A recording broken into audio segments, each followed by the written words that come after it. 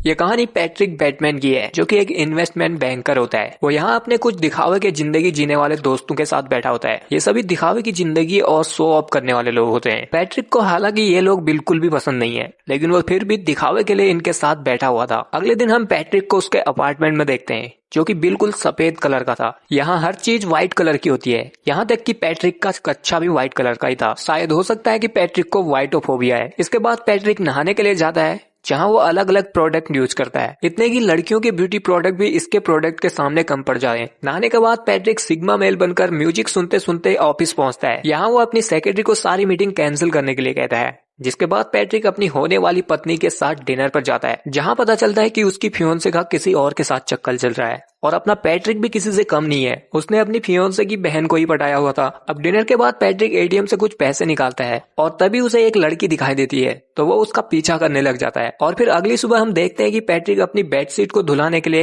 एक washing shop में आता है। पैट्रिक की चादर पूरी तरह खून में सनी हुई थी, जिस वजह से दुकानदार इस चादर को लेना नहीं चाहती थी, लेकिन पैट्रिक उसे कहता है कि इस चादर में अनार का जूस गिर गया है। इसके बाद पैट्रिक अपनी गर्लफ्रेंड को डिनर पर चलने के लिए फोन करता है, लेकिन वो यहाँ उसे मना कर देती है। तो पैट्रिक उसे कहता है कि वो उसे डोरसिया ले जाएगा। डोरसिया एक ऐसा होटल था जहाँ दुनिया के सबसे अमीर अमीर लोग खाना खाने के लिए आया करते थे, जैसे कि बिल गेट्स, अंबानी वगैरह वगैरह। लेकिन जब पैट्रिक डोरसिया में टेबल बुक करने के लिए कॉल करता है, तो वहाँ से सिर्फ हंसने की आवाज आती है, क्योंकि वहाँ की टेबल मिलना पैट्रिक के औकात से बाहर थी। लेकिन फिर भी पैट्रिक अपनी गर्लफ्रेंड को एक दूसरे होटल पर ले जाता है। उसने डेट पर चलने से पहले अपनी गर्लफ्रेंड को इतनी शराब पिलाई थी कि वो इस होटल को डोरसिया समझ रही थी। अगले दिन जब पैट्रिक अपने दोस्तों के साथ बैठा हुआ था, तो पैट्रिक उन सबको अपना बिजनेस कार्ड दिखाता है, ताकि वो लोग उसे कोठी बंगला वाला समझे और उसकी इज्जत करें। लेकिन उसके दोस्त उसका कार्ड देखकर उसकी तारीफ नहीं करते, बल्कि वो अपना कार्ड दिखाने लगते हैं, जो कि पैट्रिक के कार्ड से काफी अच्छे थे, जिन्हें देखकर पैट्रिक को जलन होने लगती है। और जब वो एलन पॉल का कार्ड देखता है, तो पैट्रिक का मुंह जलन के मारे लाल हो जाता है। जिसे शांत करने और अपने मन की भड़ास निकालने के लिए पैट्रिक रात में रास्ते पर एक भिखारी को मार डालता है। जिसके कुछ दिनों बाद क्रिसमस पर पैट्रिक एलन पॉल के साथ डोरसिया में डिनर करता है। यहाँ एलन पॉल पैट्रिक को मारकर समझ रहा होता है, और वो उसे कहता है कि पैट्रिक की फियोंसे कितनी माल है, पर वो उस चूतिए पैट्रिक के साथ क्या कर रही है। जिसे सुनकर पैट्रिक को बहुत गुस्सा आता है, और वो अपने मन में सोचता है कि तेरा तो गेम बजाना पड़ेगा। इसके बाद पैट्रिक पॉल को दारू पिला के अपने अपार्टमेंट में लाता है।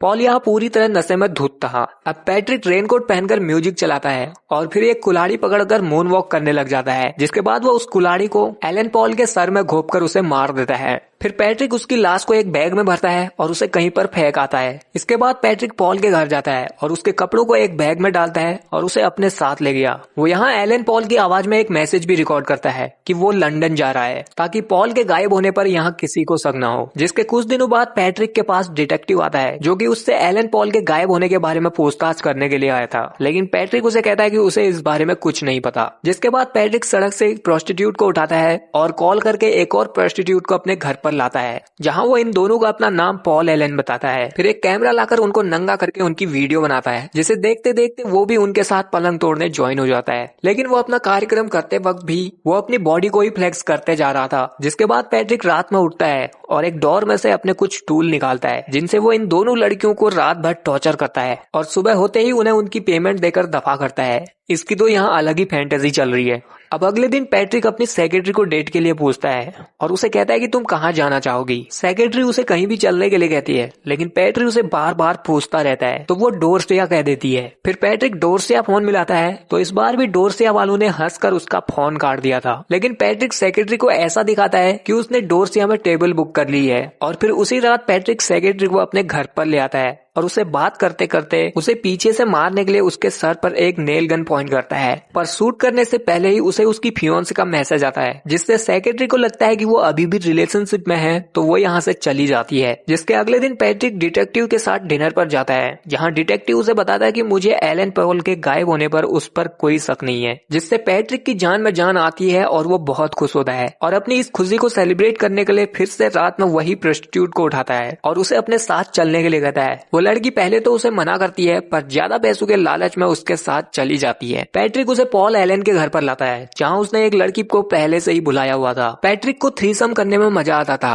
तो वो रात में पहले तो इन दोनों के साथ चूहे को बिल में डालने वाला गेम खेलता है, और फिर इससे मन भर जाने के बाद एक लड़की को चादर में ही उसके अंदर मार देता है। ये देखकर दूसरी प्रोस्टिट्यूट भागने लगती है, जहाँ उसे भागते भागते अलमारियों में दूसरी लाशें टंगी हुई मिलती है। ये देखकर प्रोस्टिट्यूट की रात में फटी हुई और ज्यादा फट जाती है और वो सीढ़ियों से भागने लगती है, लेकिन पैट्रिक चेनसू लेकर उसका पीछा कर रहा था। वो यहाँ ऊपर से उसके सर पर चेनसू गिरा देता है, जिससे प्रोस्टिट्यूट की वहीं पर मौत हो जाती है, जिसे देखकर पैट्रिक बहुत खुश होता है। और अब अगले दिन पैट्रिक अपनी फियोन्से के साथ ब्रेकअप कर लेता है। फिर एक एटीएम मशीन पर जाता है, जहाँ उसे एक बिल्ली मिलती है। पैट्रिक उसे बहुत प्यार से पकड़ता है, और जब वो एटीएम मशीन की स्क्रीन पर देखता है तो उसमें लिखा था कि मुझे बिल्ली खानी है। पैट्रिक बिल्ली को मशीन पर डालते हुए शूट करने की कोशिश करता है, लेकिन तभी इधर एक बुढ़िया आ जाती है जो उसे रोकती है, जिससे अब पैट्रिक का ईगो हर्ट होता है और वो इस बुढ़िया को ही टपका देता है। इसके बाद पैट्रिक के पीछे पुलिस पड़ जाती है। पैट्रिक उनसे भागता है, लेकिन पुलिस उसको एक जगह पर घेर लेती है, जहाँ अब पैट्रिक पुलिस पर ही गोलियां चला देता है, जिससे पुलिस की कार ब्लास्ट हो जाती है।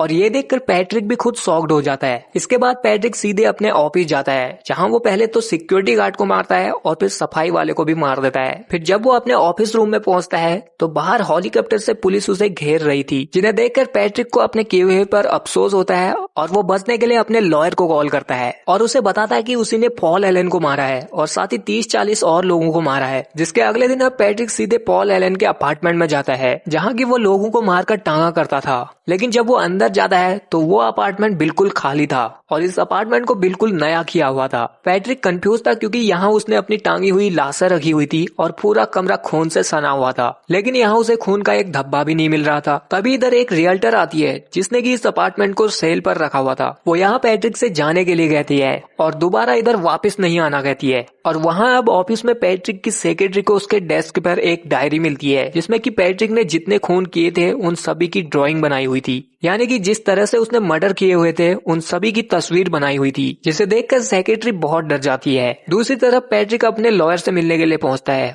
और यहाँ वो उसे उस रात के कॉल रिकॉर्डिंग के बारे में पूछता है, लेकिन लॉयर उसकी बातों पर यकीन नहीं करता और पैट्रिक की बातों को मजाक में लेता है। जिसके बाद पैट्रिक एक बार फिर उसके सामने कन्फेस करता है कि उसी ने पॉल एलन को मारा है, पर उसका लॉयर उसे कहता है कि ये हो ही नहीं सकता, क्योंकि उसने 10 दिन पहले ही लंदन में पॉल एलन के साथ डिनर किया था। अब ये जानकर पैट्रिक शॉक में पड़ जाता है और वो सोचता है कि मेरे साथ ये क्या हो रहा है। उसे समझ नहीं आ रहा था कि उसने मर्डर किए हैं या नहीं। उसे अब ये सारी दुनिया फेक लगने लगी थी, जो कि उसकी रियलिटी को मानना ही नहीं चाहती है। लेकिन हम अगर उसकी सोच से बाहर आकर सोचें तो पैट्रिक ने ये सारे मर्डर्स अपनी इमेजिनेशन में किए हुए थे, क्योंकि वो ये चीजें बर्दाश्त नहीं कर पाता था कि कोई उसके सामने ज्यादा हीरो बने। अब क्योंकि पैट्रिक उनका तो कुछ बिगाड़ नहीं सकता था, इसलिए जो भी उसका ईगो हर्ट करता था वो उन्हें अपनी इमेजिनेशन में क्रिएट कर लेता था और उन्हें बड़ी बेरहमी से मारने के बारे में सोचता था। पर बाद में वो अपनी इमेजिनेशन और रियलिटी में फर्क करना भूल गया, जिससे हमें पता चलता है कि पैट्रिक को मेंटली डिसऑर्डर है और वो एक साइको है। सिग्मा मेल बनने का तरीका ही यही है कि तुम एक साइको बन जाओ। वो बात अलग है कि लोग तुम्हें रियलिटी में चूतिया समझेंगे। खैर, आपको क्या लगता है कि पैट्रिक ने वो मर्डर अपनी इमेजिनेशन में किए या फिर रियलिटी में? वो आप कमेंट सेक्शन में जरूर बताना। और यहीं पर ये मूवी एंड होती है। सो आई होप यू गाइज कि आप लोगों को ये वीडियो पसंद आया होगा। आया तो इस वीडियो को लाइक शेयर के साथ हमारे चैनल को कर लीजिए सब्सक्राइब और बगल वाले बेल आइकन को दबाकर ऑल नोटिफिकेशन ऑन जरूर कर लेना।